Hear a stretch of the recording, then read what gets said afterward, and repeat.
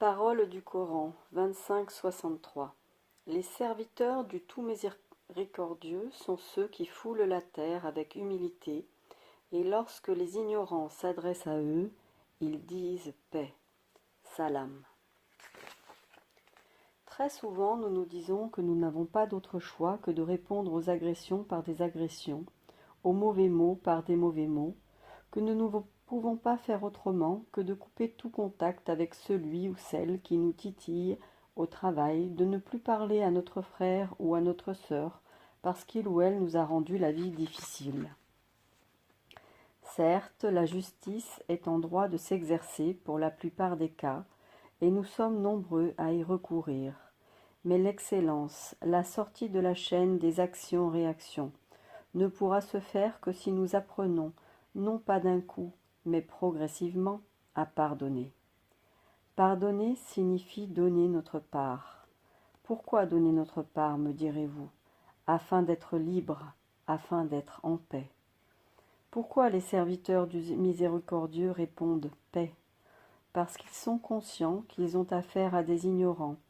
Ignorants non pas dans le sens d'abaisser les autres, non. Ignorants de ce qu'ils sont réellement, des êtres de lumière et de beauté. La réalité de l'être humain est qu'il est un être de beauté et d'amour dans sa nature première.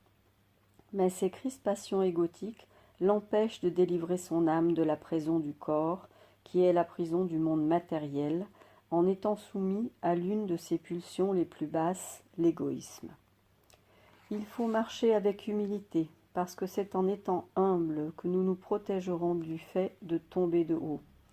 On dit que, pour le sage, qu'il soit haut placé ou qu'il exerce une tâche humble, c'est la même chose. Le sage reste égal à lui-même, qu'on lui fasse des compliments ou des reproches. Il n'attend rien des hommes, car sa satisfaction réside dans la satisfaction que Dieu a de lui. L'humilité, c'est aussi l'humilité de la terre, qui, quoi qu'on y déverse, nous le rend par des fruits ou des plantes de toute beauté. Le soufi est comme un arbre, dit-on, comme un arbre sur lequel tu jettes des pierres et qui, en échange, te renvoie les fruits qui pendent sur ses branches. Marcher humblement, ici, signifie être humble en toutes circonstances. Être humble nous préserve de la colère, de l'envie et surtout de l'orgueil. Dès que l'humilité nous quitte et que la suffisance nous habite, celui qui est grand véritablement et par essence nous rabaisse à travers les actes des uns ou des autres, ou par des situations qui nous remettent à notre véritable place. Le secret de la grandeur véritable est caché dans l'humilité, car c'est seulement celui ou celle dont le cœur est le plus vaste qui peut être en réalité le plus humble. Moïse n'a-t-il pas défié Pharaon alors qu'il ne possédait rien d'autre que sa foi? Il fut plus fort que Pharaon, et tout son or, toutes ses terres, tous ses sujets, tout son royaume.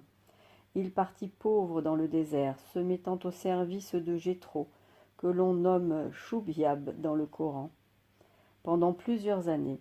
Et ne dut-il pas quitter ses sandales pour entrer dans la terre sacrée du Sinaï et revenir avec le message divin? L'humilité est le comportement qu'ont adopté tous les sages et les prophètes. Parce qu'il est impossible que Dieu se révèle ailleurs que dans un cœur humble. Donner la paix aux ignorants est un signe de grandeur et de force, et non de faiblesse comme notre entourage voudrait nous le faire croire. Souvent, malgré eux, les gens qui nous entourent nous poussent à la vengeance et à la réaction immédiate à la moindre occasion, plutôt que de nous aider à tempérer, surtout dans les situations qui ne sont pas extrêmement graves. Et au lieu de nous aider à nous calmer, ils vont mettre de l'huile sur le feu. Parfois, c'est une discussion intérieure qui s'engage et nous convainquons nous-mêmes de la gravité des faits. Méditation. Transformer nos pulsions mauvaises en bonnes énergies, progressivement.